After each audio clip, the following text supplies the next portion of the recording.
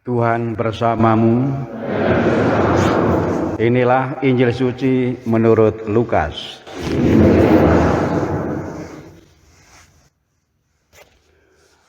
Sekali peristiwa, Yesus berbicara kepada orang banyak yang mengerumuni Dia. Angkatan ini adalah angkatan yang jahat.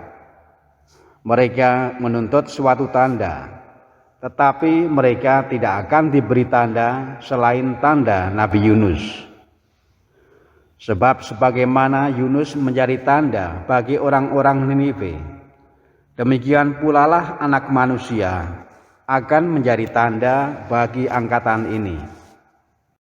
Orang-orang Niniwe itu bertobat waktu mereka mendengarkan pemberitaan Yunus, dan sungguh yang ada di sini lebih besar daripada Yunus. Demikianlah sabda Tuhan. Saudara sekalian yang terkasih dalam Yesus Kristus,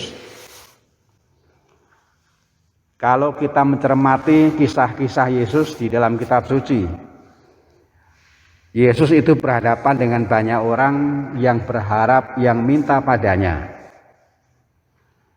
Dan ternyata tidak semua permintaan, tidak semua harapan itu dikabulkan. Ada hal tertentu yang sungguh menentukan apakah permintaan itu dikabulkan atau ditolak. Di dalam Injil tadi dikisahkan ada orang-orang yang minta kepada Yesus, tetapi permintaannya ditolak, tidak dikabulkan. Yesus bukan hanya memperhatikan yang didengar, yang diucapkan, tetapi juga memperhatikan yang ada dalam hati. Dan itu sungguh menentukan. Kalimatnya bagus, permintaannya bagus, harapannya bagus. Berilah saya tanda. Tapi masalahnya adalah Yesus itu juga melihat apa yang ada di hati. Yesus menangkap bahwa permintaan atau harapan yang diucapkan dalam kalimat yang bagus itu ternyata tidak didasari oleh hati yang mau percaya.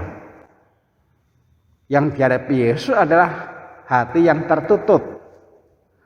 Maka Yesus mengatakan tidak akan diberi tanda selain tanda Nabi Yunus. Bahkan sebenarnya saya lebih besar dari Yunus. Yunus saja ketika memberitakan supaya orang itu bertobat, supaya orang itu percaya kepada Tuhan, orang mau dengar, orang mau bertobat. Dan saya yang berdiri jauh lebih besar dibandingkan Yunus. Sudah ada banyak hal yang dibuat, sudah ada banyak hal yang dikatakan, yang diajarkan, sudah banyak. Kalau orang itu mau mendengarkan, sebenarnya sudah cukup untuk percaya. Jadi bukannya kurang tanda, tetapi kurang rendah hati, kurang terbuka untuk menerima dan percaya kepada Yesus.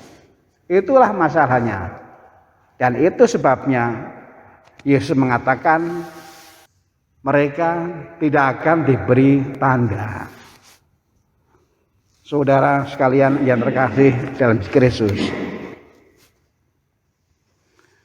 ada banyak peristiwa, ada banyak hal yang ada di dalam hidup kita, dalam hidup keluarga kita, ada dalam keseharian lingkungan kita, yang sebenarnya kalau kita cermati itu juga sungguh membantu kita untuk semakin hari semakin percaya kepada Tuhan, semakin beriman kepadanya.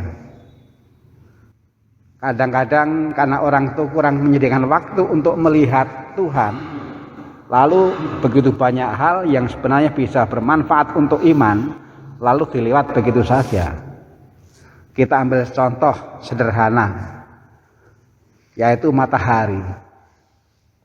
Pagi ini matahari sudah terbit. Setiap hari seperti itu.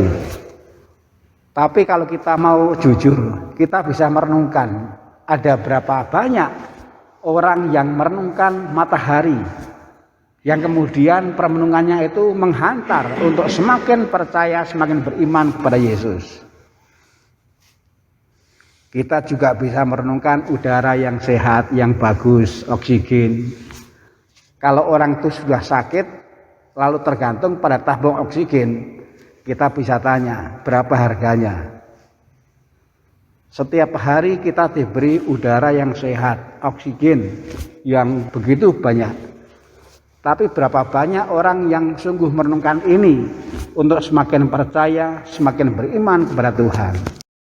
Itu dua contoh.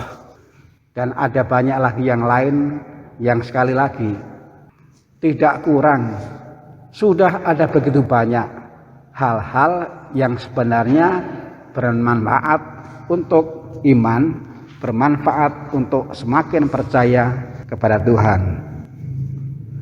Semoga kita dimampukan untuk semakin peka terhadap kebaikan-kebaikan Tuhan, terutama yang ada dalam keseharian kita. Tuhan memberkati.